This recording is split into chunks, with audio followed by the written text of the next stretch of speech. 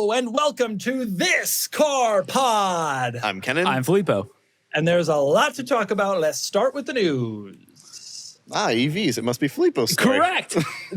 As part of the big, beautiful bill that passed the Senate and was signed by the president last week, the EV tax credit, which is $7,500 if you qualify, if the car qualifies, and there's a used EV tax credit as well, will be phased out more quickly than expected. So it'll be done in September of this year.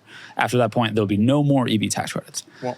So if you want to lease a Model 3, if you want to lease an Ioniq 5N, if you want to lease a Mach-E, it'll be notably more expensive because the federal government is not subsidizing it by $7,500. There is no EV tax credit at all.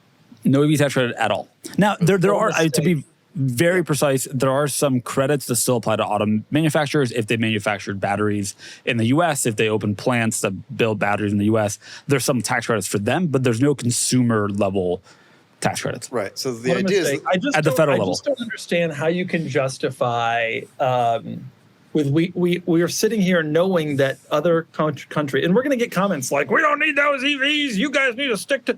But like, how do you justify when other countries are manufacturing high quality, top level vehicles and making inroads into global foreign markets where our automakers are sometimes number one, like Ford in Latin America and in parts of Europe, and you see China coming in with these EVs that are so heavily subsidized by the government? How do you justify our government saying, peace out, we're done, we're going to just back off this? It's like a self-own. Yep. The rationale that they would share is probably that if there is demand for these, you don't need to incentivize them. You don't need the federal government to intervene. But clearly, a lot of EV adoption in the U.S. has been driven by there being large incentives, by that bringing the price down to competitive levels. Your point, I think, is a valid one. I mean, there's incentives for so many things. People are complaining EVs. Well, there's no EV incentive. We don't need EVs. If there was an incentive, if there wasn't an incentive, people would buy them. It's, like the government's putting the incentive on, and that's the only thing that makes people buy. Well, the government puts a massive incentive on buying a home, right? You can deduct your mortgage interest. That's a huge government incentive. Do people take advantage of that? Does that artificially inflate property values? Probably. It's probably also generally good, at least for homeowners. In this case, this would be good for the American people, the American auto industry. Yep. It's a very head in the sand approach. It's a shame to do this because obviously the way that the automakers will respond is by presumably not putting as much R&D into electric cars because the market won't demand them in the short term. But in the long term, other countries will, realizing that this is obviously the future. I think even the Republicans would probably agree about that. In the long term, the other automakers will then be way ahead. And when it does finally come time for the American brands to come back into the old EV world, we're already going to be way behind. It's unfortunate. The government incentivizes a lot of stuff in order to get it off the ground before the public is ready. And once the public then gets there, then we already have a built-up industry. Anyway, I know it's a little bit of a political story, but I'm disappointed by it. I'm not an EV guy. I've never owned one. I'm not that into them. But they serve a massive purpose. I mean, you see how many Model 3s and Model Ys are getting sold. They're great commuters. They're great point A to point B, boring, easy cars, Uber and taxis. And yeah, they're fantastic for that. And so I guess the question then is, if this de-incentivizes major manufacturers to stop developing these cars, what does that do for companies that only produce EVs? I mean, we can't foretell the future. There's a lot of analysts, kind of like stock analysts, that do expect that this will help Tesla, Rivian, Lucid, companies that will have to continue to invest in that to live. There's also a question, though, of can those companies survive if there is an over incentive? Have you been on Tesla's website? Kennan, go to Tesla's website right now. Have you seen this? Yeah. Tesla's website right now has a massive banner at the top. The biggest like banner I have ever seen on Tesla's website. It is $7,500 federal tax credit ending. Come get your car. Yep. Now, some of the really expensive EVs have already not qualified, right? Part of the Inflation Reduction Act that the Biden administration passed limited what price changed the cap for prices and made it so the car needs to be built in the U.S. with some U.S. componentry. So some of especially the higher end EVs have not been receiving a tax credit. So maybe that means that Rivian, Lucid are a little bit less impacted. Yeah. But nonetheless, big deal. Nonetheless, it's an interesting thing. To be honest, I think we should probably be going in the other direction. I think we should probably be forcing automakers more and more to figure out new and better technologies so that they can compete on the global scale. America is not the only country anymore, and it's not even the largest market. No, you laugh, but it's not. for a long time, America was like the car market. You Yep. know, like if you could succeed in America, you were a global automaker. And now Asia exists, and you know, these other developing markets will start to be invaded essentially by Chinese brands because American brands aren't getting up to their standards. Yep. And that's partially because of decisions like this. Anyway, that's just my take. I'm not an EV person myself. I got a V10. V12, Kennan, we're all. You we're got a up in charge there. port ready to go in your garage. You're ready to I make do. that switch when it happens. Yeah, but I'm not like jumping out there to buy an EV. They got to come to me with a Mercedes wagon first. Matter of time. There it is. That's right. All right, give us our next news story, please. Yes. More Slate. EVs. Speaking of EVs, Filippo, do you want to talk about this? Yeah, I mean, Slate is. I said this when Slate announced their premise, which was we're a new car that is under 20 grand. That was driven by a $7,500 tax credit. That's gone. Period. Yeah. The Slate will not be out before then. Obviously, that's gone. So that's now a $27,500 truck in the pricing that they announced when they launched as a publicity stunt. Right. That's not an appealing new car price. That's not like a cheap vehicle anymore. No, the Maverick starts at 27 and has 4 doors. And more than 180 miles of range, and history behind it. Let's say they're gone. I mean, it's tough. I think that's completely right, and requires no infrastructure in order to charge it at home and Or et add cetera. speakers, things like that. So here's a question: Is Slate? I mean, is it over? Like I noticed they've changed their website to say that it starts in the mid-20s now, because the $20,000 thing was like their big selling point. Is it over? Like, is it over? No, probably. Are people still interested in this? A lot can happen between now and the end of 2026 or whenever they said it was the first ones were going to come out.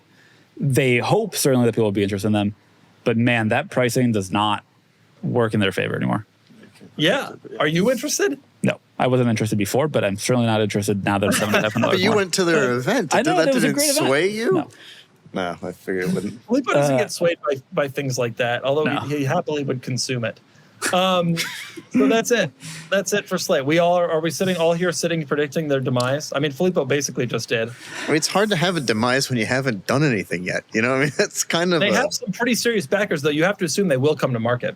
I think they'll come to market. I think there's a chance that it becomes like a cult hit. I think there's a chance that by the time it comes to market, there's other incentives at play that mean that it can be interesting again. But You got to assume there will again be. I just went on this rant about killing the EV tax credit as a mistake, but you got to assume the Democrats get back into power if such a thing is ever possible again. They'll probably put another EV tax, or even a split. A more moderate Congress would probably do it too, recognizing some of the stuff that I was just talking about. I wouldn't be surprised if they push launch, if they decide to wait till there is a more supportive climate for that. I wouldn't be surprised if they change some of their packaging to add options back in that they had planned to be options to try to make that price point more worth it. But I will say that if your car is kind of lives and dies by the political winds, it's not really, the Mustang's been going since 64 and a half. Okay? And that's electric. It went through Vietnam. It went through the Gulf. It went through 9/11. Here it go. Yeah, now it's an electric SUV. So it's great. It's doing great. So anyway, Slate. This isn't even a news story. Like this is only a news story in the sense that things have changed for them. Like there's no news about it, but it is interesting to speculate on what happens there. Yeah. Especially after all the hoopla and hype just a couple of months ago when they first announced. One of the smartest apps you can have on your phone in 2025 is Upside. Upside gives you the power to earn more on the stuff you buy all the time. Whether you're filling up your tank, going out to eat, or shopping for groceries, the Upside app lets you earn cash back on every purchase. I've been using it a ton this summer. Doug recommended it to me, so I had to try it. Also, I love saving money. Gas stops, meals around town, I'm getting cash back, meaning I have more funds for my GTI. I open the app, claim an offer nearby, pay with my card like normal, and a couple taps later, there's cash in my account. It's that easy. And it's not just a couple of gas stations and restaurants. Upside works at over 100,000 gas stations, grocery stores, and restaurants. So I've even used it at my local grocery store and a couple random lunch spots that I love. You can earn an average of 8% cash back at restaurants and grocery stores. And the best part, it stacks on top of your regular credit card rewards. It adds up fast. People are earning hundreds of dollars a year with this thing. And with a 4.8 star rating in the App Store, it's easy to see why. Download the free Upside app and use promo code CARS to get an extra 25 cents back for every gallon on your first tank of gas. That's an extra 25 cents back for every gallon on your first tank of gas using promo code CARS. All right, what's our next news story, Kennan? What do you have? Ooh, I get to keep talking about EVs. Man, Oh, what EVs. a day for me. I was gone for a week and I get to talk about EVs just the entire day today. This is great. Yep. Hang in there. There's a Ferrari story later on. Just keep going. Rivian finally announced the R1T and R1S that we all knew was coming, which is the quad motor R1T, R1S. Have you heard about this? I have. Do you have any idea how much power this puts out? It's got to be 1,000 something, 1,200. right? Yeah, it's 1,025 horsepower, 1,198 pound-feet of torque from a motor in each wheel. That's insane. Wow. 2.5 seconds 0 to 60 time. It's insane, but it's crazy not unreal. surprising anymore. No, they all have Everything that comes out that's new in EV is 1,000 horsepower. It feels Yeah. like. And back in my day, when Doug recalls the Veyron, 1,000 horsepower was like, oh my god, and now it's like, yeah. Yeah. But it also, 2.5 weighs. seconds 0 to 60. I will say, Jason Yeah. Camisa over at Haggerty had a phenomenal drag race video with this and a Lucid Gravity and a Macan EV Turbo and a couple Was other the cars. Cybertruck included? No, wow. but just the speed off the line that the R1S that they tested had is just wild to watch. It's limited to 130, and at the quarter mile, it should be past 130, so that slows it down. But insane. Oh, really? Yeah, a couple of other What quick was- things. What did it run the quarter in? I don't remember from the video. You have to look, but I think it's a 10.5 second quarter mile. It's That's running an at 10, interesting point. but it's top speed limited. Yeah, Interesting. could be a little faster.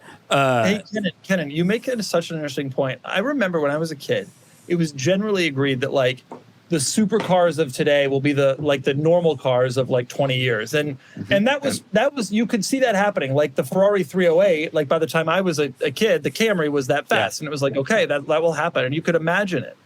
And I was like, then the Veyron came out, and I was like, well, that'll never happen again. And no, it did. It actually did happen again. Yeah. 20 Yep. years later, here we are, a pickup truck that you're going to be able to buy on Cars and Bids for $47,000 in about 4 years. It has more power than a Veyron. So Yep. where does it go from here? Or 2,000, does it go 3,000. anywhere from here? Because at a certain, there's Fish only tanks. so much. It goes to fish tanks. I'm serious. No, this sounds insane. Filippo's looking at me like my dog does when I'm holding a treat. But here's my thinking. Power is done. Yeah. Power is done. The next frontier is weird quirks. Well, So the gear tunnel, like that truck has, and fish tanks, and any other thing that we can throw in these vehicles to make them stand out. Power is no longer going to make vehicles stand out. Acceleration is no longer making vehicles stand out. An indoor basketball court would make a vehicle That stand would. out. Yeah. That's not as insane as it sounds. Exhibit hey, agrees. the Chinese are on to us. Their cars are jumping. Their cars can Yes. float. You Yes. got a point. This is a field day for you. Talk about job security. That's right. It is a field day for me, but I legit think that like the cars of the future will no longer be distinguished by powertrain or performance. They will be distinguished by what like amenities they offer. And yes, that's such a good point. The Chinese have already figured this out. I'm over here like I'm groundbreaking, but no, I'm not. The Chinese beat me to it, probably because I have no tax credit personally. That's what it Perhaps. was. I had a tax credit to ideate. If they gave me like money off my taxes to just sit and think, I would have thought of this. A Thinking couple of other things on the R1S and R1T quad motor to get back on track. R1T is about 118K, including destination. R1S is 124-ish with destination. It now has tank turn. It can do the same tank turn that the G-Wagen can do, etc., which is exciting. Yes. Apparently, off-road capability as good as you'd expect from Rivians, which is incredibly good.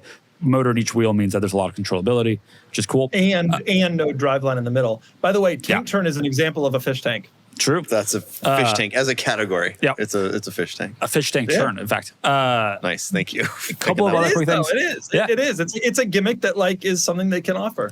Yep. Rivian has also announced that coming out in September, there'll be a bunch of new customizability on all of their new R1S and R1T, so you can change every single setting of each motor, the suspension, etc., which will be interesting.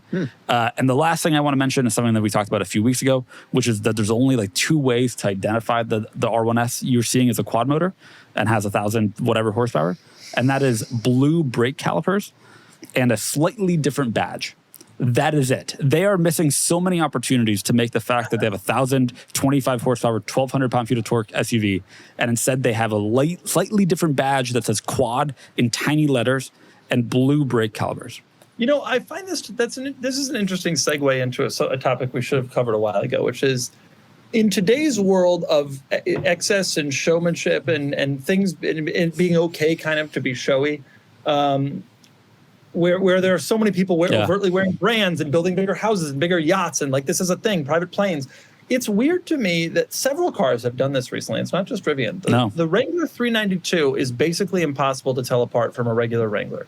The Defender Octa is basically impossible to tell apart. But I mean, we're talking minor stuff. This ain't a Raptor. You know, like I assumed they would make a Raptor with fenders and graphics and wheels and they really didn't. This is another example. We always talk about how loose it is like this. Tesla with the plaid badge that you can buy on eBay. It's kind of interesting. Why aren't they it's cheaper to manufacture, of course, but the whole thing has always been you want people to they look like they spent more and they want to brag to their neighbor. Right, and so many performance brands have done this in the past. I mean, like the M cars of modern era, where it was largely a body kit. You upgrade stuff, but like it is visually instantly definable. It is a weird thing to like let go by the wayside. It just is low-hanging fruit. Flip side to that, if you're Swiss and don't want anybody to know you have the expensive one, success. You're already good. You're already good. You don't need to debadge. Yep. Yeah. Well, not many of us are Swiss. Sadly. Thank God. No, I'm kidding. I love the Swiss. For a long time, I hated the Swiss, and then I realized I was just jealous of them. Yep. Okay, move on to the next news story, which is our most important news story, the Nurburgring Crash. Oh, it's this. Let's talk about the Nurburgring. I don't know what this is. Go on to the Nurburgring Crash. Okay, there was a crash at the Nurburgring. Filippo, did you see the video? I did. You're going to play it? Yeah. Oh, my God. Okay. The Porsche comes in here and then BAM! Gets whacked by this M2. Yeah. Boom. Bam! Now, that is a serious impact. Both drivers were okay, shockingly. That's, first of all, testament to modern cars. I think that's the talking point more than anything. Like that they walked away. 15 years ago, like this. No chance. I don't know. I don't know that you would have walked away from it. Watch this again. Now, I want to stress a couple of things. At the Nürburgring, you must pass on the left like it's a freeway. That's the rule. And the Porsche was doing that. Something that nobody's talking about this crash is that the BMW was from the UK. It has British license plates. And so the driver was on the other side of the car. So the Porsche was coming into a blind spot. Now, when you're on the racetrack like this, you should be very aware of where everybody is at any point.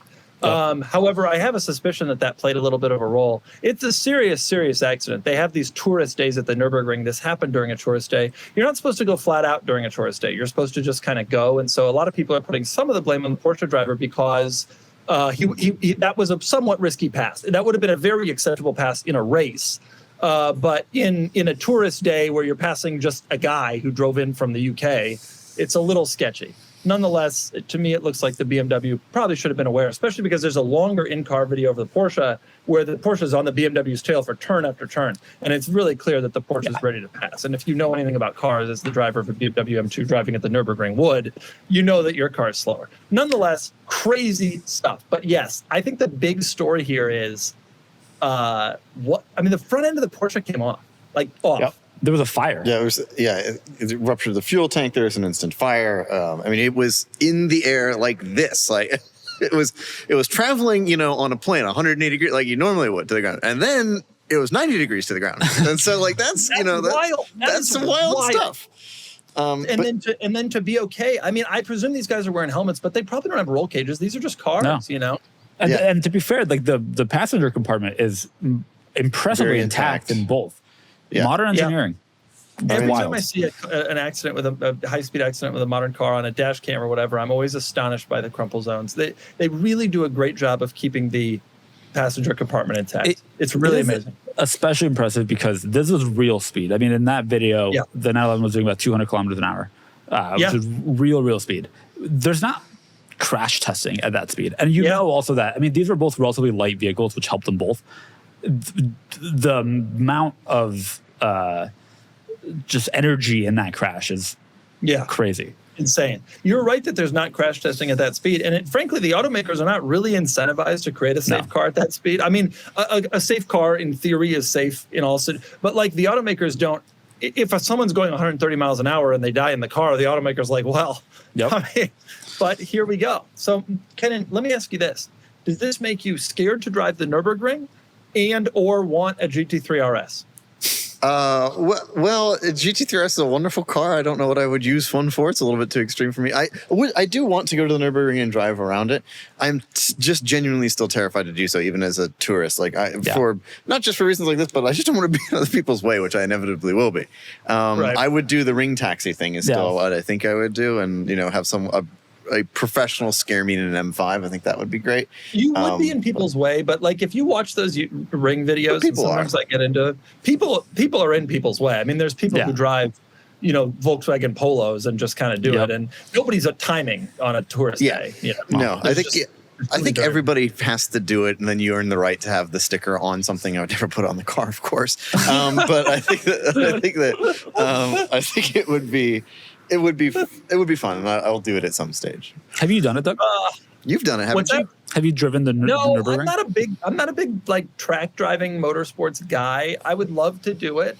It's also not tremendously convenient to the places that I like to vacation in Europe. And when I travel, I usually don't make cars like a component of my vacation. My last vehicle when I was in Europe that I rented was a Mercedes V220D, which I crashed.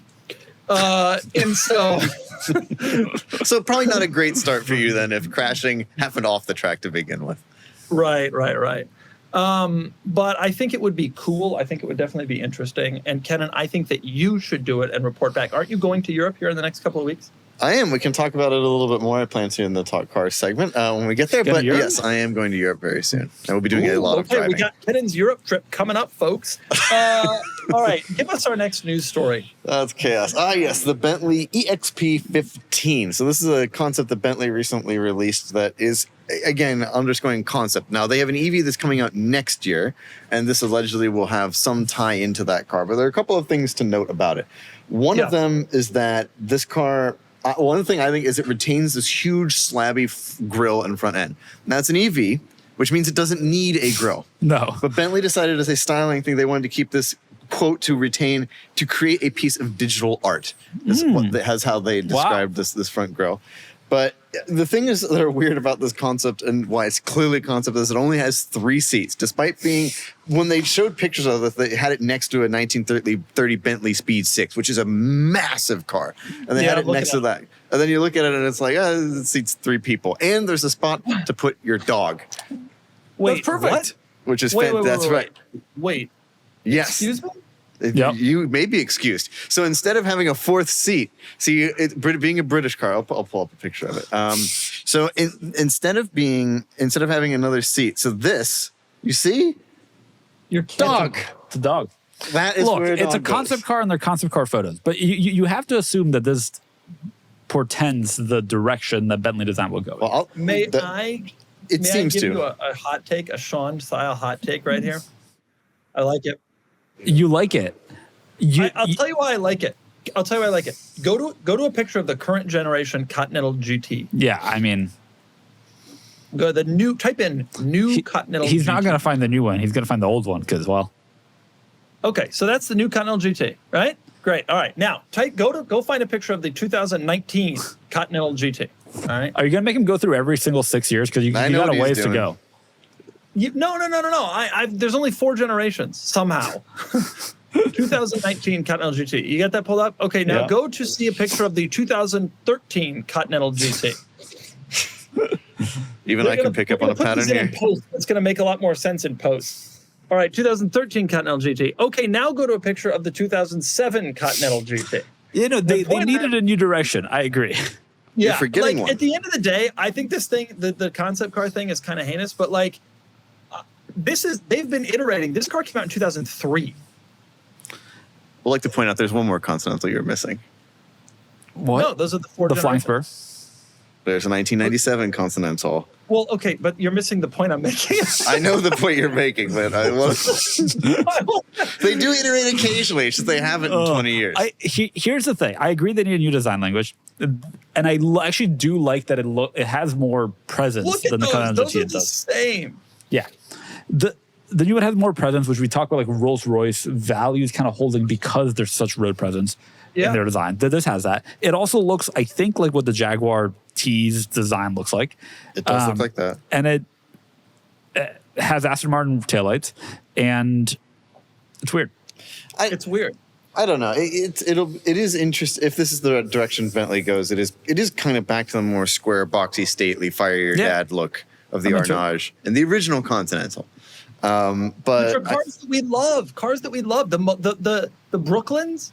I mean, this has Brooklyns vibes. This has Brooklyns vibes. Yep, especially I could picture. Yeah, I can see it. So I don't know. I mean, again, it's a concept that this might not factor into it at all in the end. Who knows? There's also a very modern interior in the prototype or in the pictures that they've shown. It looks kind of cool. The dog picture. Yeah, that picture has a very modern interior, like huge screen and cool design. And I gotta say, in the world of 3-seater British cars, which is this and the T50, the T50 can't store a dog.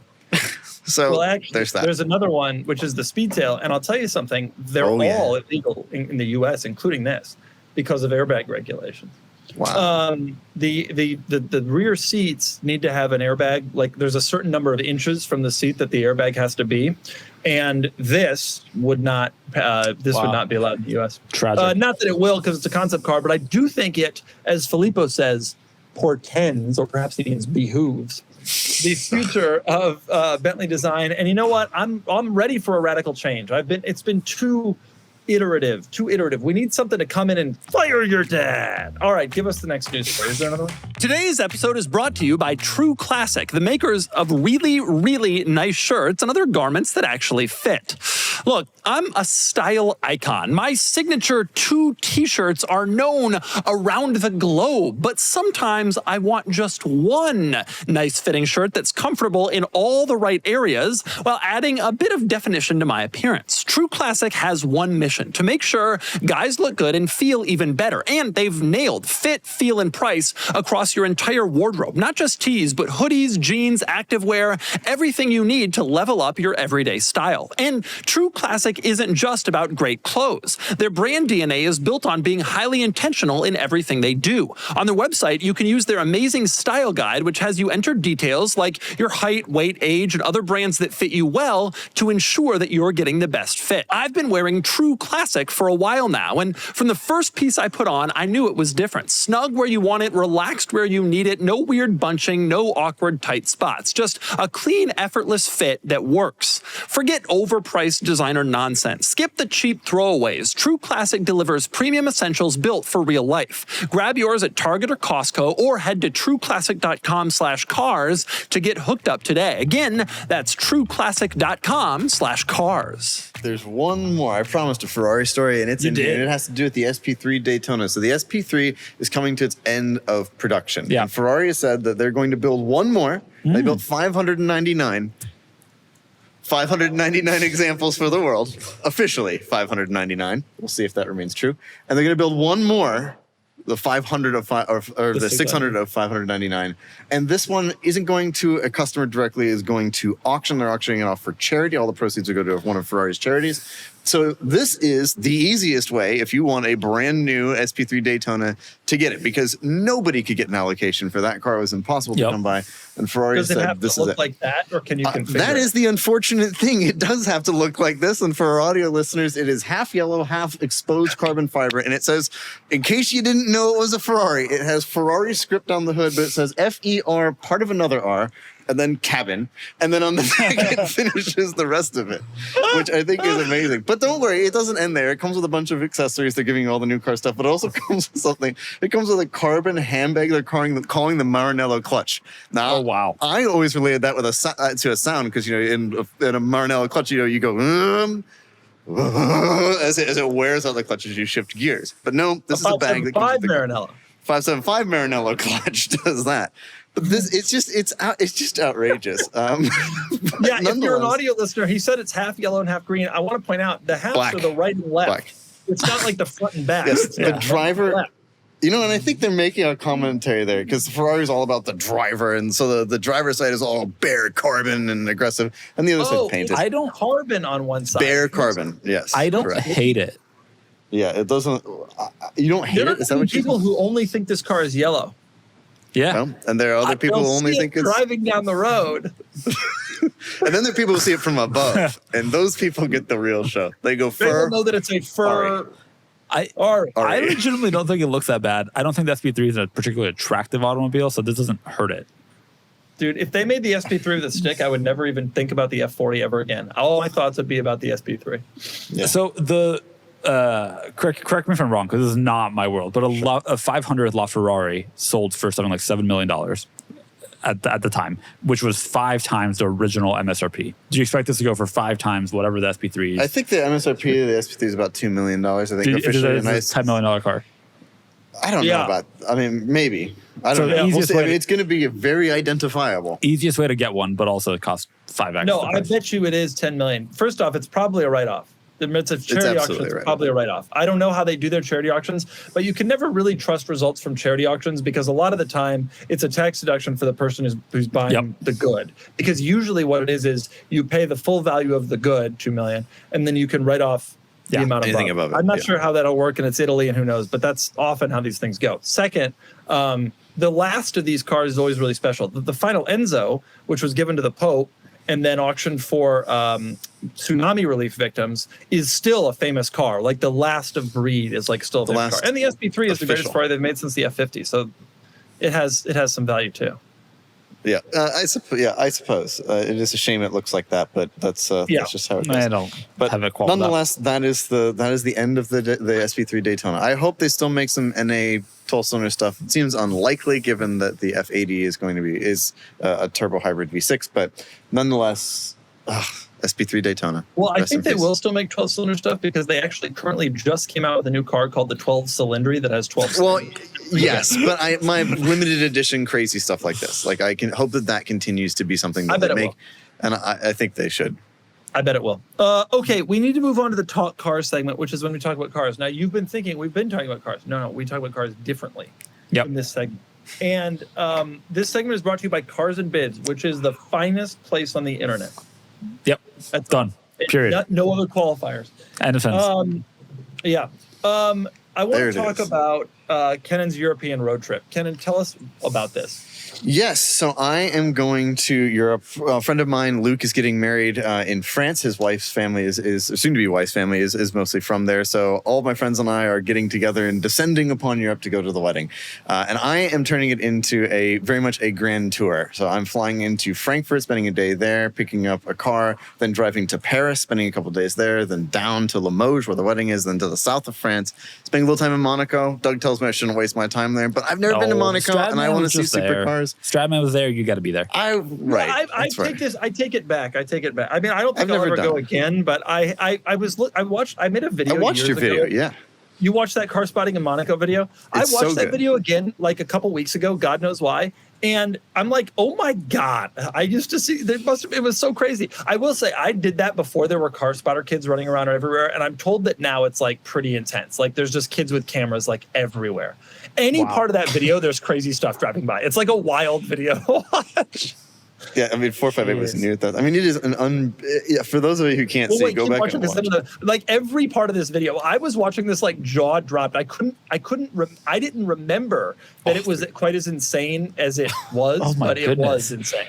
177. I mean, that is nuts. Now, granted, I am expecting it to mostly be brand new stuff because this was new stuff at the time when the Vanquish wasn't when it drove by. You will see some older stuff. You'll see some older stuff for sure. I am very excited. Some older stuff. I also do want to kind of go 612. I want to go kind of wander around and in parking garages. I want to go do the Monaco thing. I'm staying not far from there. I'm staying there for Enzo. Wow. I'm staying there for a little while. Then I'm going on, dropping my friends off. They're flying back to the United States, and then I continue by myself. I'm going along the Riviera and then up into Italy and staying at Lake Como. Good. Then I'm going through Switzerland to Liechtenstein because I want that passport stamp as one of the weird countries. There will not be a passport stamp. You recognize that, right? They do stamp it there because it's a tourist thing. Like, they know that's why people go. I got it. You have it too? Tourist office. Yeah, you go to the tourist office and they stamp it for you for like real. €1. Whatever. That's worth it to me. It is real. So dude, I was there. I walked into the tourist office. There was one group ahead of me, and they were riding on motorcycles from Iceland. With Iceland plates. That's amazing. Legit. That's what I'm hoping. That's the sort of stuff I'm looking to find. And then from there, I'm going to Stuttgart. I'm going to the Mercedes-Benz Museum and the Porsche Museum. I'm staying very close to the Porsche, which I'm very excited about. And then from there, I'm doing the big thing for me. 1 week after my friend is married is the Belgian Grand Prix at Spa, and I'm going to Spa. I have seats at the base of Eau Rouge, so as a Formula One fan, I'm there for 3 days. Get this video out of here. It's distract. It'll distract. It's Filippo's distracted already. And if I'm distracted, every viewer is too. Yes. So you're going to Formula One. Like you're going to see Vettel or whoever. If he's there, because he's not driving. If he's there in a different capacity, I'd love to see him. But yes, I'm going to go see Formula One at my favorite racetrack. The Belgian Grand Prix is my favorite race every single year. Spa is my favorite circuit, and so to be there is like it'll be a life-changing thing. I'm staying pretty close to the track too, which is awesome. I'm there for all 3 days, and it's unbelievably inexpensive to do this. By the way, if these larger legacy circuits get a big deal from Formula One, the ticket, the amount they have to kick up to the sport basically is substantially lower than other circuits like the newest ones in the United States that are owned by the sport itself. And so the tickets are not expensive. I think I paid 500 euros for the whole for 3 days. Wow. Whereas like I'm also going to the Mexican Grand Prix in the fall, and that was 500 euros for just Sunday, or $500 for just Sunday. So it seems like a deal to me if you can get there, of course. Like the cost is incurred getting there. But nonetheless, it should be quite a trip. I'm gone for a while, but so I will not be on the next couple of podcasts, which makes me sad. Wait, you're leaving? This is your last pod? This is my last pod for a couple of weeks. Yes. And then I will be back and regale you with stories of Europe. Filippo, we're going to lose Kennan. We're going to lose Kennan. I'm sure crazy Nick will fill in. Crazy Nick. You'd be driving around Europe, going to Monaco. You'd be driving an M5 around Monaco. Damn. Well, it'll be exciting. I can't wait to go, and it'll be a great trip. I haven't been back to Europe in a very long time, so I'm really excited. I'm excited for you to go. I'm excited to see some very small European cars for you. Please take some photos, and I'll take some pictures of stuff for you, and I'll send it. I'll submit it as a question. Please do. Please enjoy Italy, especially, which is the best country. It is, and I wish I could be there longer. But. Alas, I'm excited for you to get to see Formula One race. Kennan, remember two things. You can go as fast as you want in Italy. However, and there's no exceptions to that. In Germany, it's only when the lines are through the thing. I don't know if you know the symbol, but I know the symbol. In Switzerland, do not even go 1 mile an hour above the speed limit. I'm not screwing with you. Your friend will be arrested the next time he even thinks about Geneva. I plan to set the speed governor below the speed limit. Just set the cruise control. It will be the smoothest roads you've ever been on. That I am that excited are empty. About. I'm excited for like Switzerland is a country I wish I could spend more time into. I don't have any time to do watch stuff, unfortunately, but that's how it goes. Well, what a shame! What a damn shame! Well, I'll tell you. Liechtenstein beckons, Liechtenstein beckons. Yeah. Yeah. Hey, when I was in Liechtenstein, I saw a G-Cab. Huh? Oh, I'll keep an eye open for it. They have the best license plates in all of Europe. So there's some things going for it. Yeah. I actually thought Values was a very cute little city. And I think you will enjoy your trip. And I'm very sad that you're going to be leaving us, but it sounds like it'll be magical. I think it will be. It'll be a fun trip. And I haven't done a trip like this in a very long time. So it'll be fun. A proper grand tour. I'm excited to hear the stories. Why is Emily not coming with you? I didn't say she wasn't. Oh. Wow. She has, her M3 CRT doesn't get the best fuel economy. So. All right, Filippo, you got some topics for us, but they're not very interesting except for the Abarth. Let's talk about the Abarth. Yeah, I have a Fiat 500 Abarth Cabriolet. I've had it for 2.5 years. I've put not very many miles on it. It's been reliable fully. It's never needed anything. It's never gotten anything. And very soon it's going to be on Cars and Bids. Because I've just done. How are you going to disclose the poor way in which you've treated the car? Like, what is your plan? I do have a plan, which is there's going to be a video where I go through every single flaw. I learned of a flaw 2 weeks ago. Well, that's real. When I was driving with some friends and they pointed out some flaws with the car that I can't see. Don't you agree that you're not going to be able to capture all the flaws? And I'm going to try. It's going to be a 20-minute long video, and it's going to be every single flaw that I can think of. We have some language we use to disclose cars that are particularly rough. I don't think your car is rough enough to qualify for that. It's a bidder's responsibility to review the photo gallery and do this prior to placing a bid. Yeah, I'm familiar. The car's been great. It has been legitimately flawless in that it's never had a single mechanical issue that has strained me in any way. It's gone just oil changes. It has been legitimately reliable. I just am no longer enjoying the experience that much. I've had it for 2.5 years, driven around on a bunch. And I presume you're not enjoying the GTI either. So. No, I do like the GTI. The GTI is excellent. I'm on this side on the GTI. There's a part of me, and my wife wants me to do this, which is I should sell it and we don't have kids, and now's the time to have like a sports car. NSX. Want to? NSX. No, maybe. SP3. There's another part of me that's like the GTI is great, and my wife has said that that she loves that car and it's her favorite car we've ever owned. So, do you ever get tired of standing in your own way? Does that no? ever, I'm going to be honest. I don't put that much thought towards your this. knees hurt? What's that? I don't put that much thought towards this. This car's so good. But Filippo, don't you want for once in your life to do something raw? Like Kennan, but no. Kennan just told us he's going on a European road trip in an M5. He's going to Paris, God knows why, and various other good places. And he's going to be driving around Europe, shifting gears, going 160 miles an hour on the Autobahn until the oil pan destroys itself. And he's going to have a blast. He's going to Spa-Francorchamps. That's how we pronounce it. And you're over here. Well, I'm not sure. I am who I am. What can I say?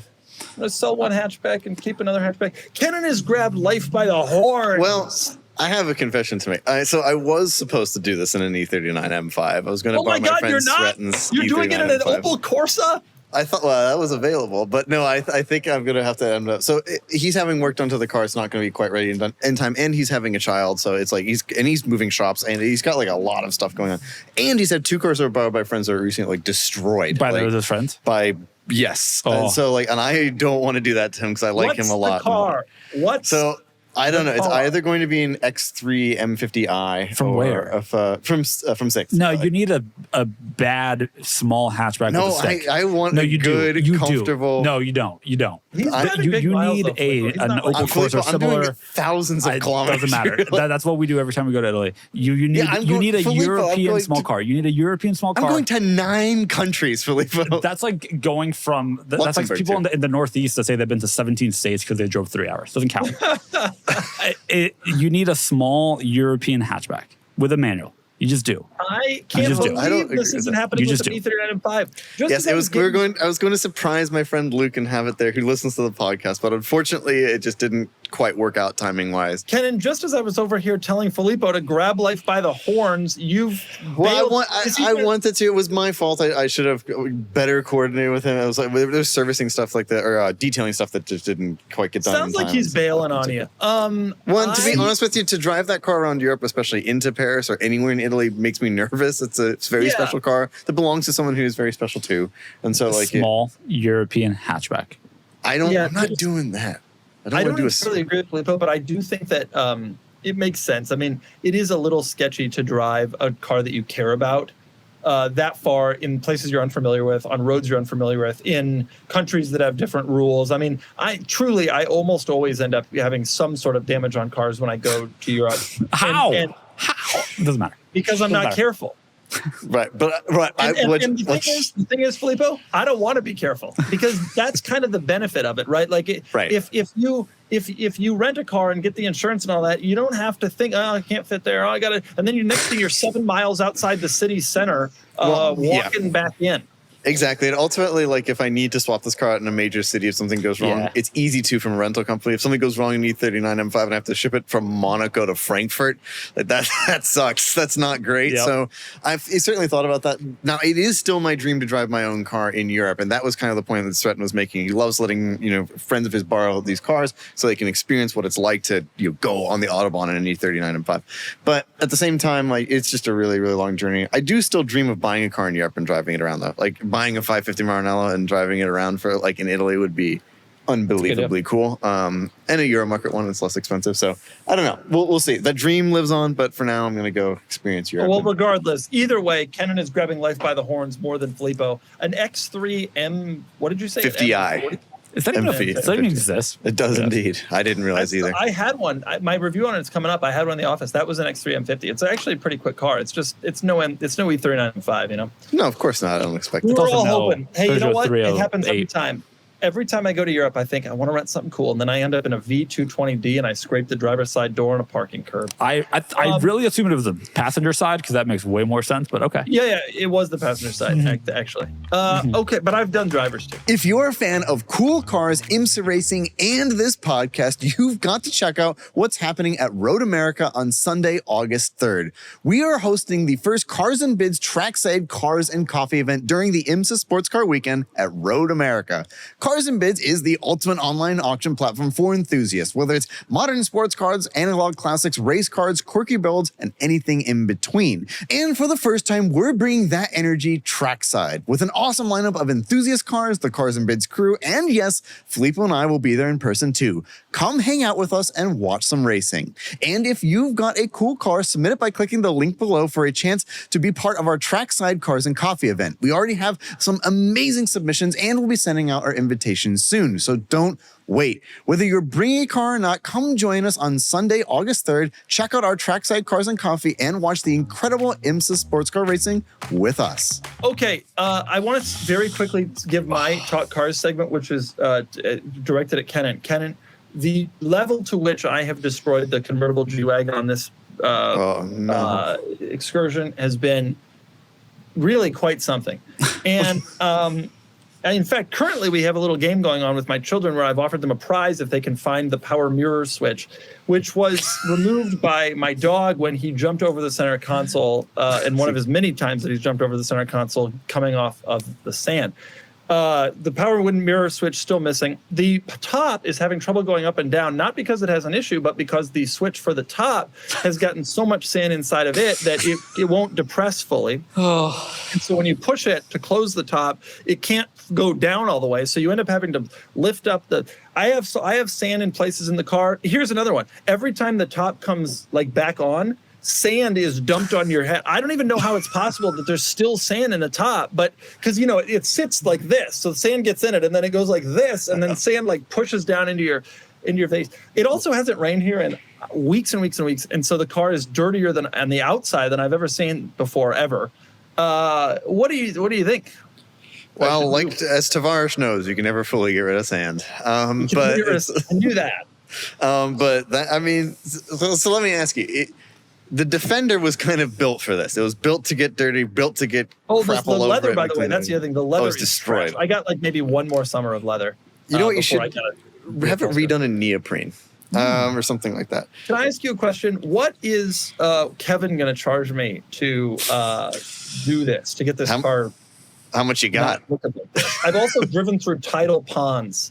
Oh, cool. And tidal ponds is brackish. It's salt water. Yeah. Oof. It must be, the underside of that thing must be getting rusty. Well, we treated it. Good. You're good. It's fine. I'm glad you're using the vehicle as intended. I am too, to be honest with you. That was the intent. No other convertible G-Wagen has ever been on sand, first of all. Yeah. Or used by children. Do you think Kennan's going to charge me $1,000? Kevin's going to charge me $1,000? I think that's light. Yeah. I mean, he's got to vacuum out the top switch, and he's got to put the top up and he's got to clean inside where it's. I mean, you've got a lot of sand. Some of this sand is from last year. In fact, the sun visor mirrors are filled with sand. I've never understood quite why, but they always have been, and it's not always, only since last summer. And so I think I don't need him to fix that. I'm good there. It's so peaceful to me that it's not my vehicle. I don't have to deal with this. This is not my problem. It actually it's gotten progressively worse, of course, over the summer, and I don't really care. We go to the beach every day and sure. bathing suits. The other night we drove for some function. We wore nice clothes and got in the car, and I'm like, oh my god! It was only when I got in the car with like nice pants and like a nice belt and a nice shirt that I'm like, this is so terrible. This is like completely unacceptable. That is so funny. Bad. It always makes a car feel more dirty when you wear nice clothes to be in it. That is such an interesting observation. That's so true. Anyway, I don't know what to do, but it's rough, Yep, spent 3 months on the sand. Going to spend a month in the shop getting clean from being on the sand. And the other thing about it that's interesting is I am at 99,940 miles. Whoa! Wow. It's going to happen. I'm gonna hit 100,000 miles off road. Wow. Cool. Are you going to line it up with a special place, or is it just going to happen? No, and honestly, I probably won't be off road. With the children, we're just surviving. We're just doing our best. We're just making life work here, you know. I bought it at 78,000 miles. I've driven 22,000 miles. Wow. Okay, we got to talk about Kennan. By the way, I want you to see it. I want you to see it how it is. I want you to see it how it is before it gets clean, so you can feel what this would be like. We'll film it. We'll include it as a clip somewhere. This was at one point a $200,000 car. I think about that every time you send pictures of it. I'm like, man, once upon a time. Do you think that that shop now. that the carb legality knew that it would someday be on the East Coast, driving on sand, getting sand in the power mirror switch? I'll tell you, he didn't. I'll bet he wouldn't have thought about that. At My the time, cost basis is so low in that car that part of I don't care. Like part of it is like, well, we'll clean it, and the $1,000 in detailing is nothing compared to what it's gone up. It's like how Filippo thinks about his house. Okay. Or my GTI. We got to move on to the market report. The market report. Now, the market report is brought to you by Cars and Bids, the best website ever. Period. Yep, we have auctions. We have a community section. It's great. Yeah, no, we don't need it. Kennan, don't cheapen it. It's like those art galleries that only have one painting right in the center. We don't want to throw a bunch of stuff around the edge, which is the best website ever. All right, Kennan, tell us about the E9. You have the floor. So we recently, I mentioned that we were selling it. We have an E9 BMW 3-liter CSL, better known as the Batmobile, that was on Cars and Bids, and it sold for $381,000, which is strong money for an E9 Batmobile. Yep. Now, so our competitors have sold them too, but the nearest one they sold to this was same year, same spec, had the stripes, had the wing, and all that. And this car sold for substantially more than that. And it makes sense. This car was very nicely restored. I believe it's going to a museum in Canada. It is, and it was a magnificent car. But I am very proud of the result that we brought on this car for a number of reasons. One is that to have a car like this on Cars and Bids is tremendously special for us, and it's an honor to have a car that is so historically important on the site. This isn't just some special, it's not just a BMW. This car gave birth to the M division, which is very cool. Number two is I think the content we made on it was great. I'm not just saying it because I was in the video. I think the entire team, Sean, our producer, Stan, our editor, and Matthew, who filmed it with us, all did an incredible job. If you haven't watched it yet, truly incredible. It's in there somewhere. Yeah, there it is. And I'm very proud of the work we did with that. And I think that helped us achieve this result. But also, the thing I think about the most is we haven't been selling cars from this era for that long. This is a pretty. We're early in our days of this, and they're bringing this car brought very serious money, a very competitive result that any auction house would be thrilled to have. Yep. And I think it underscores how far this company has come in 5 years, in a pretty short period of time, from when we launched it sitting out on your patio, socially distanced from one another during COVID, to selling a Batmobile on the site. That's a pretty great trajectory. So I'm very thrilled with this result. I'm happy for the next owners, and I hope lots of people get to see it in the museum it's going to. It was a special car, and thrilled. I feel honored to have had it on the site, thrilled to have driven it, and I'm really happy with the result. I mean, incredible special car, incredible video. Sorry, go ahead, Doug. I agree with all that, and I echo all that, and I think I'm just thrilled at the result. I was thrilled to have it. I think the video was great, and I'm very impressed. And what a bidding war at the end! It was so much fun to watch. It was so wild. It went up almost $200,000 in the last 2 hours, and it was something like $150,000 in the last few minutes. Yep, truly insane. I was walking through the Midway airport with my phone. I was on a call, a work call, and I just had my phone out, watching every single bid come in. It was imagine crazy. if you're flying out of Chicago and you're walking through the airport and there's Filippo, head down on Slack. Freak out. The person sitting next to me on my plane from Chicago to San Diego was watching car reels on his phone. I sat down and there was a 911, and then he'd flip to the next one, some other car thing, and then a Cars and Bids one came up, and he's like, "Wait." Did he yeah, of course. Yeah. I was like, did you say something? Yeah, of course. We chatted for half an hour. It was great. Oh, you don't have that chat until the end. I then had to do work when we reached 10,000 feet, so we're good. This is one person who's gotten recognized for 10 years on the street talking to you, who's now becoming truly coming into the fame I always knew you deserved. Right. Wait till the end to have the conversation. No, the kid, the person I talked to was very nice. We had a great conversation about cars. They're not always. Sometimes it's awkward, Kennan will tell you. Yeah, most of the time everybody's been nice to me. I've only been recognized in the airport a handful. That's more than I thought. But there was the most memorable ones. There was a kid who sat next to me who was like, "You make videos on YouTube. You know Doug." And I was like, "Yes, I do." And he was a very sweet kid. I think that was from Denver back to here or something like that. But going back to the CSL, I mean, incredible car, incredible result. I mean, $100,000 above the most recent close comp, which is crazy. Over 100,000 views. Something like 3,000 watchers, a ton of comments. Also, the level to which the comments were true Batmobile experts were crazy, right? Like people got deep on who rebuilt the seats and how that one guy rebuilds them differently than this other guy. Like that there's true knowledge in that, in those 339 comments. That's happening more and more. The cars that are special that we're getting more and more people who really, really know the cars and understand the market and are true market experts. And it's great to get their input on stuff like this. It's one of the values of our community. It's nice to see them resonate with the cars and bring their knowledge to it. Yep. On that subject, I want to talk briefly about the F8 because I was pretty impressed. Speaking of $381,000 car sales, right? We sold an F8 for $391, right? Yep, $391. Hey, would you rather? Yeah, that's Well, you know. I don't know. I'm not an old car guy as much. I'd be into the F8, but that's actually one of the reasons I wanted to bring this up, which is when the F8 came out, I remember the internet and Kennan telling me, turbocharged crap. Nobody wants a turbo. It's not a real. It's not naturally aspirated. They've ruined the whole car.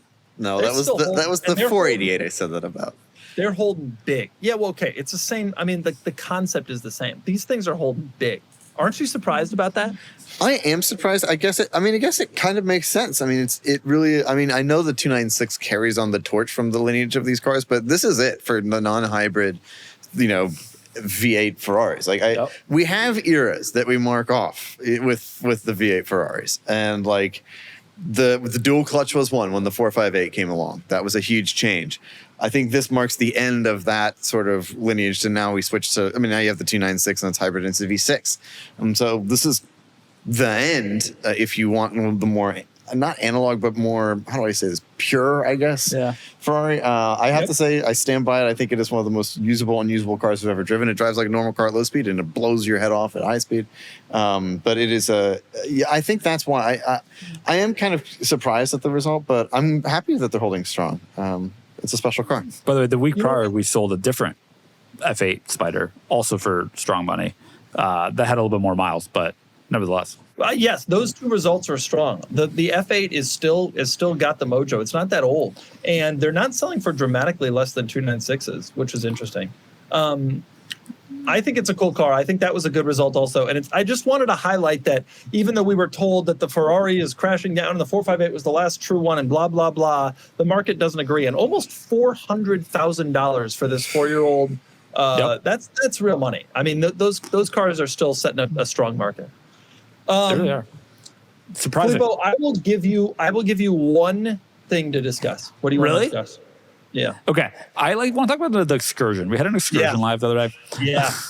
It was a wild automobile. I did. And crazy. So this was a Florida excursion that was converted in 2001 to an armored by Becker into like an armored limo build. And it had an insane amount of money put into it. 200-something thousand. I think I added it up, close to $300,000 in work in 2001 to make it armored and a limo. And now it has 19,000 miles, and it fails to meet reserve at $74,000, which, by the way, is what a regular 7.3 excursion with 18,000 miles would sell for. No. I mean, not for it. Just like this served such a specific purpose for whoever had it commissioned in 2001. But who's the buyer now? I would also argue that it was a failure because they didn't get shot. They didn't get shot at. They didn't get to use it. As far as we know. Just because you have a Rolex Sea Dweller that can go down 4,000 feet or whatever, that doesn't mean you use it that way. Well, it's like they want to know that it could. We have different opinions about this. I'm still looking for my power mirror switch because I'm off road every day. This guy didn't do enough to get shot. He thought he did enough to get shot. If I had a Rolex Sea Creature or whatever you said, Sea Dweller. I would go. Yeah, that. I would drive. He would dwell in the sea. Yeah. I would take my sea critter and I would dive down and get that sea urchin under the water. Yeah. All right. My favorite part, by the way, is that it was then serviced at Portland, a courtesy Ford in Portland, Oregon, after it got converted. And I wonder what because what was the purpose? Initially, it doesn't look that crazy, but when you go in to service that, you got to tell them they can't put it on a lift. Yeah. I mean, it weighs an insane amount. It's such a cool car, like incredibly, incredibly cool car. People were going crazy over it in the comments and viewing this auction. It's just the value to the person that built it is so significant, but as the value to anybody else, it's a weird car to sell. It's kind of a famous thing about bulletproof cars. Yeah. We've actually taken quite a few shots on bulletproof cars on the site. I don't know that we've ever sold one. Nice. Bulletproof cars are, unlike the fellow who owned this one, bulletproof cars are, you don't want to buy one right? Like it's like a mattress. Like you don't want to take a risk on something like that. You know what I mean? Like if you really need a bulletproof car, the last thing you really want is to be like, yeah, I'll buy somebody else's used one that I hope was done right. Look, we sold that Escalade. Was that armor? Yeah. But I think a different level of armoring. I don't know the various levels. There are levels to all of this. Oh my goodness, the back of that Escalade. Wow. Well, that's what they have to do because of the rear window. I learned this when I reviewed that 300 series Land Cruiser and went to that armoring place in Northern Virginia. There's a lot to it. Go to photo 3 or of the interior. Look at that. You have to do that because there's such an open space there that they basically have to put in like an armored panel in between. Yeah. Crazy. Well, in the windows, like, because the guy we know who works there, Cameron, that one was talking to me about the window regulators because they want the windows to be able to go up and down.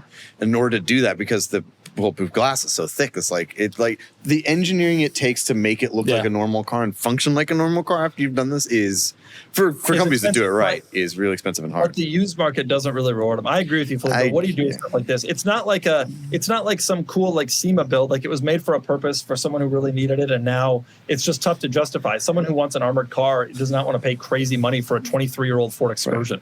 Right. And there are cars that retain their value. SEMA built. I will also say, if you are at if you are worried about being shot for some actions you've taken, there's a good chance you're also willing to invest a lot of money in preventing that from happening. Right, that's right. Willing and able. Now, I do want to know why they had it done in Portland. Filippo, do you think that's the car you would least be likely to buy on Cars and Bids? No, God, no. Okay. I'm into it. Pull up. It's time for questions. The questions are brought to you by Cars and Bids, the greatest. The greatest. Done. Not just website. Now, if you want to ask questions, you go to carsandbids.com, you click on the community tab. Kennan makes a post every week. Kennan himself does it. And it says, ask us your questions. And then you can ask us and then we'll answer them. This week is one of some of my favorite questions we've ever had in my life. Wow. And I'm gonna answer them. Okay. I am Kennan and Filippo. Okay. We begin with the first question from Eric44. This is going to be a quick one because I've given this a lot of thought over the last 20 years. Filippo, get out of here. First question is, you're making Back to the Future, but the DeLorean is replaced. It's a modern era. The DeLorean is replaced by a quirky modern era car. What replaces it, and what quirk stands in for gull-wing doors? I think the answer is the Fisker Karma replaces it. I've always felt that the DeLorean was sort of a like moribund, stillborn, but weird, like American. Like it's perfectly, and it's also built in Europe, which the DeLorean was too, and it's got all these. It's like a perfect. Modern day DeLorean, and then it died, and it only was one model, etc. But I don't know the quirk. Perhaps the quirk would be every company that has tried to sell that vehicle has failed, and there have been multiple.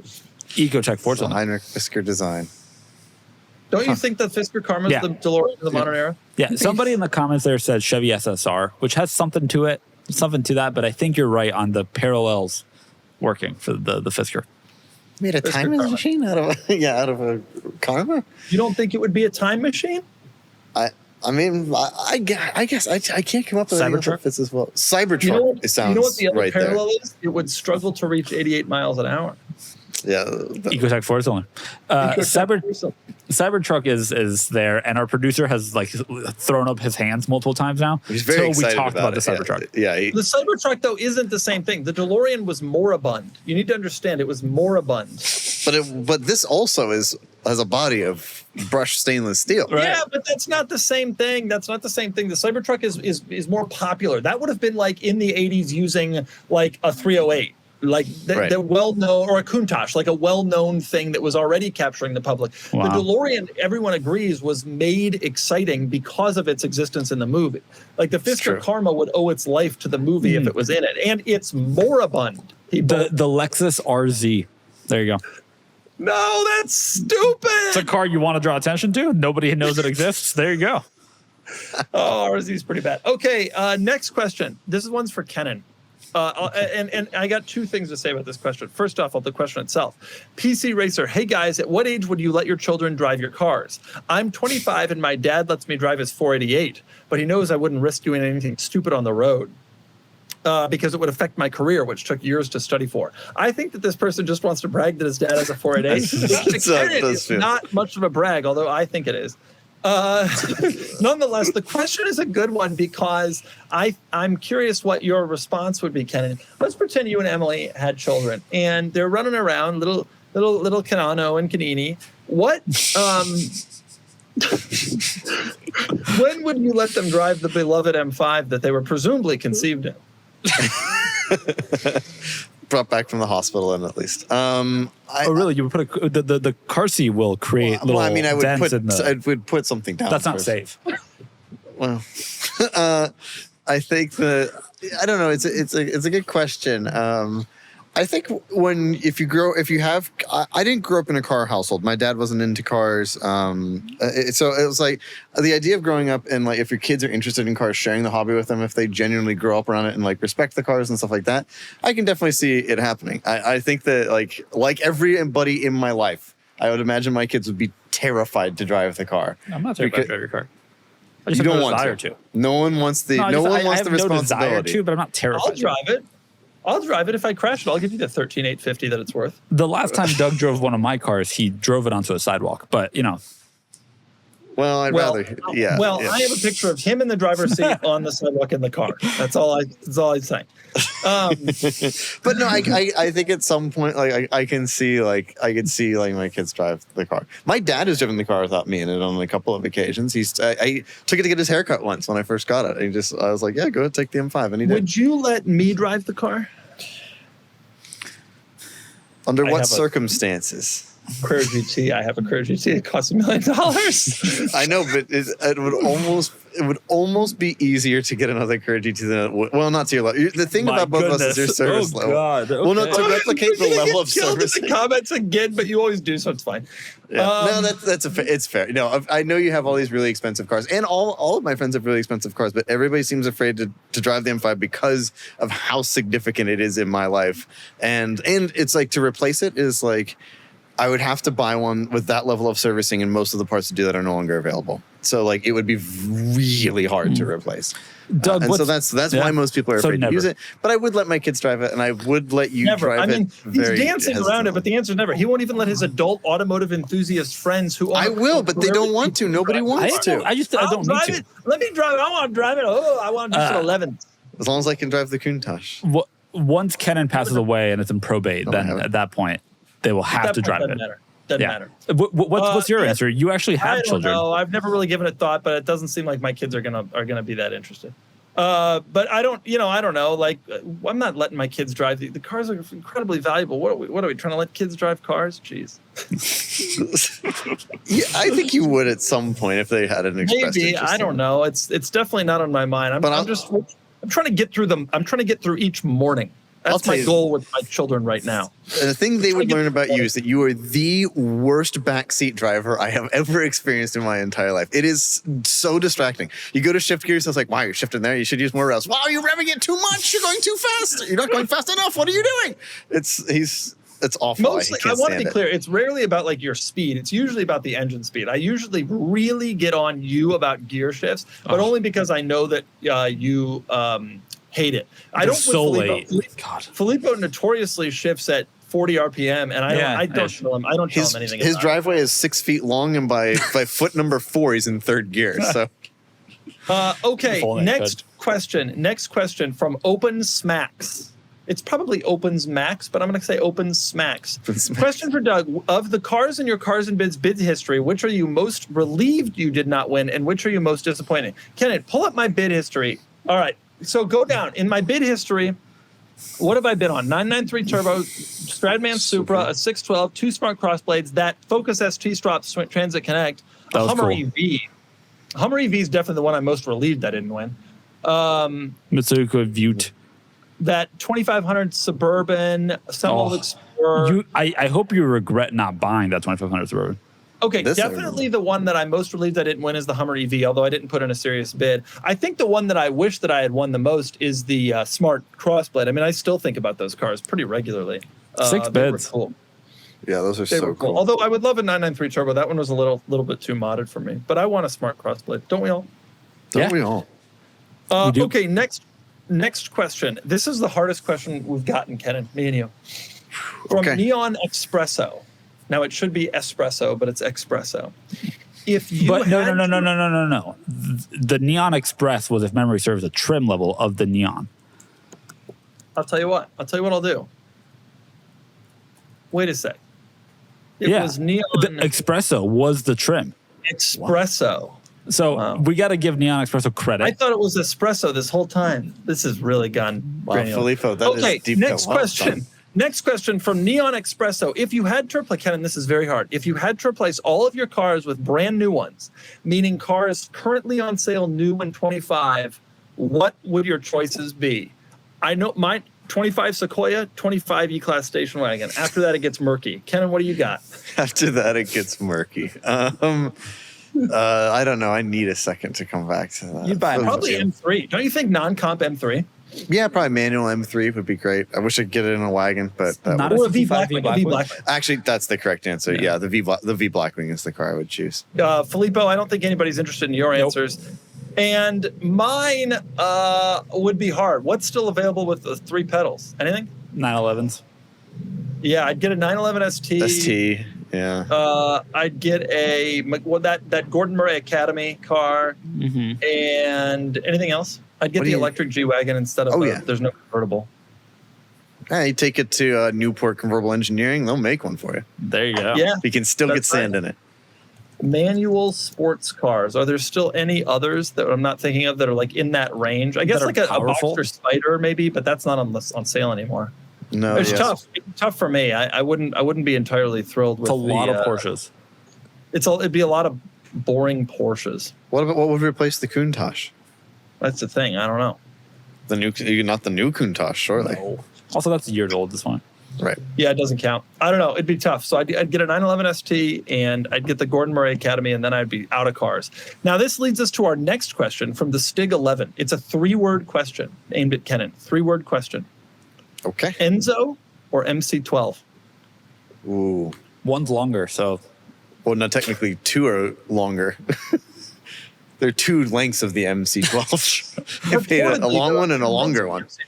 Purported, but no one's ever seen 2 MC12s next to each other, so we've never been able to confirm. Also, longer regardless, right? I think it would still be the Enzo for me. Really? Because the Enzo is such a... I've been looking a lot at that car recently, like pictures and stuff. It is crazy. The MC12 is also not particularly usable. You're the only person I know who's driven one, Doug, but I mean, no visibility out the rear of that car. Like, it's just, the Enzo you can kind of use as like a car a little bit. I'm going to tell you something, and I just want to say it, and you take it how you want. When I was driving the MC12, I wasn't looking behind me. Yep, I knew that's exactly what you were going to say. Cal Surprise. I think an Enzo. Doors go up. It says Ferrari on it. I will say, though, the MC12 has a radio. Oh, that is something. And power windows. Well, which would you choose, Doug? Does that change your mind? No.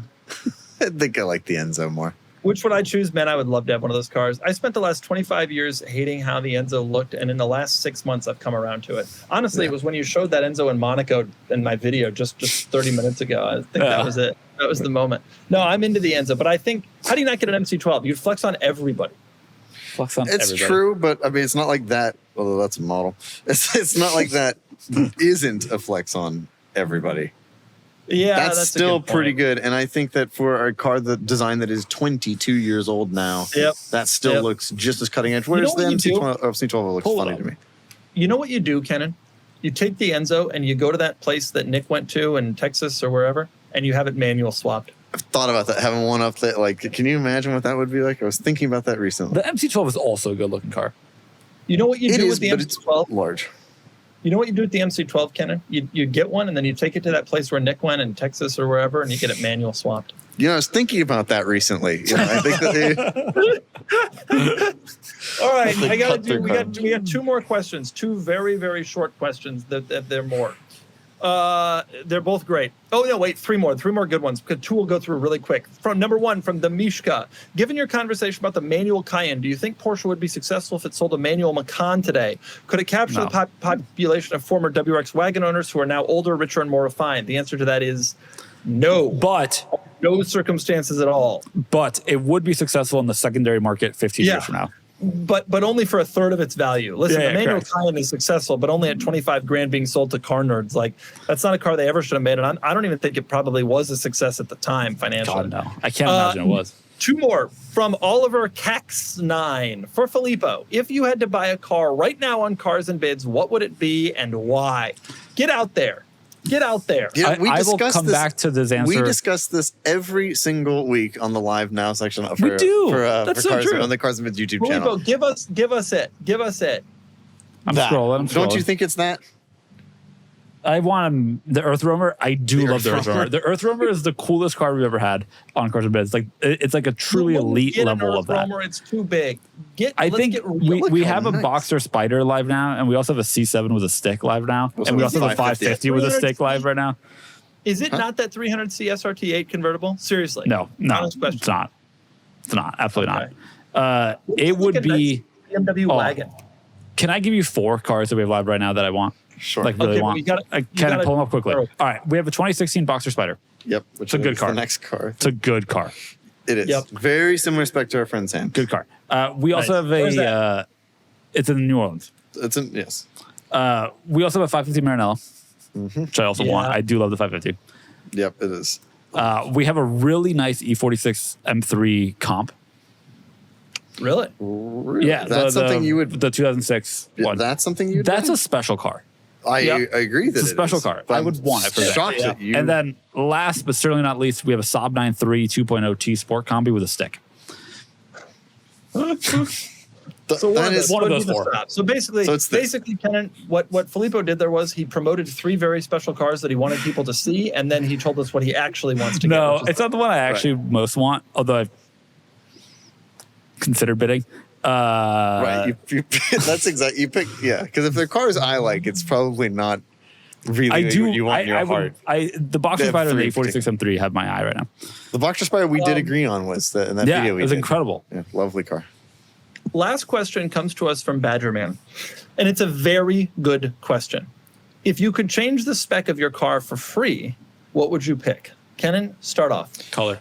Avis Blue with a 2-tone full leather sport interior. What's Avis Blue? I don't remember what Avis Blue is. Avis Blue was the predecessor to Le Mans. It was slightly earlier. Slightly darker. Do you like Avis better than Le Mans? Yes, I do. It's a little bit rarer. I don't know if there's any. Up to the left. Down to the left. There you go. Far left. This one, this was a rough car, but I think this was Le Mans. No, this one was Avis. That is Avis. Ignore the awful wheels. But I mean, hey, this is absolutely terrible. But that's a good one. That looks stock there. But Avis Blue, and then the 2-tone full leather sport interior they offered only for the 2000 model year. This was the spec that I wanted. I actually made an offer on a car that was the spec, and it just didn't work out numbers-wise. And then I found my car was in nicer condition overall, but still, that's the dream. Blue is the one. Filippo? And the GTI, it'd be really nice to have keyless entry. Or it has a key fob, but it'd be nice to have the one. the thing. That's it. Would you do a Spectrum color? Would you change the color of any of your cars? No, I love the wagon color. Mocha black is a great Designo color. You wouldn't want red with white wheels for the Fiat's the right color. It's not my favorite Abarth color, but it works. The GTI I would prefer to be the color. That's the whole crux of the question. Yeah, but it works. The gray is better, but white wheels. White wheels is the best Abarth color. That's also true. But I like the black, especially after Kennan cleans it. The GTI I don't care about. Color spec, it's fine. Okay, I'm going to give you a Sean take for me. Oh, God. All my cars are the best spec. Yeah, no, you that's choose the press colors, but except for Well, the Countach technically isn't. It should have a white interior. That would make it the best. But Yeah, I like although the black. white interiors, the more Countachs I see with white interiors, they keep coming up. The white interiors age so badly, and you end up having to do full interior replacements. It just looks like white leather after 40 years just starts to look gross. Like people getting in and out, it's just gross. It's like truly like. Yeah. It cracks and and then the cracks get colored and it yellows and it browns and it's just not an attractive situation. The only one I disagree with is your wagon. I don't love the interior color. Yeah, I wish I hadn't gotten a white interior. Didn't consider any of that before the whole thing happened. Yeah. You know? What about the Ford? You'd put the base wheels on the Ford GT. Yeah, but you know what, Kennan? If I would do that, I could. Like they come up for sale and it's like a $20,000 price difference, but I never have, so I guess I wouldn't. You know, like if I'm sitting here like, oh, I like the base wheels. Well, okay, do something about it then.